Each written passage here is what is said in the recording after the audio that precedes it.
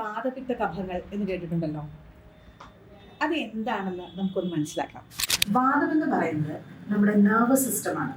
ന്യൂറോളജിക്കലായിട്ടുള്ള നമ്മുടെ സിഗ്നലിങ്, നമ്മുടെ മസിൽസിൻ്റെ മൂവ്മെൻറ്റ്സുകൾ, ശരീരത്തിലെ എല്ലാ മൂവ്മെൻറ്റ്സുകളെയും നമുക്ക് വാദം എന്നുള്ള രീതിയിലുണ്ട്. പിത്തം എന്ന് പറയുന്നത് നമ്മുടെ ശരീരത്തിലെ ട്രാൻസ്ഫോർമേഷൻ ആക്ടിവിറ്റീസാണ്. മെറ്റബോളിസം, ഡൈജഷൻ, ഹോർമോൺസുകളുടെ പ്രവർത്തനങ്ങൾ, എൻസൈംസുകളുടെ പ്രവർത്തനങ്ങൾ, ഇതെല്ലാം ഒരു പിത്തത്തിൻ്റെ ഗണത്തിൽ നമുക്ക് കൊടുക്കാം. പിത്തം എന്ന് പറയുന്ന ആ ഒരു പ്രക്രിയയിൽ പെടുന്നതാണ്. ഇനി അടുത്തത് കഫം. കഫം എന്ന് പറയുന്നത് നമ്മുടെ ശരീരത്തിലെ സോളിഡ് ആയിട്ടുള്ള ഒരു സ്ട്രക്ചറൽ ആയിട്ടുള്ള ആസ്പെക്റ്റുകൾ, ഫ്ലൂയിഡ്സുകൾ, നമുക്ക് ഒരു ശരീരത്തിൻ്റെ ഇമ്മ്യൂണിറ്റി, ഇതൊക്കെ പ്രദാനം ചെയ്യുന്നത് കഫത്തിൻ്റെ വാക്കുകളിൽ നമ്മൾ ഉൾപ്പെടുത്തുന്നു.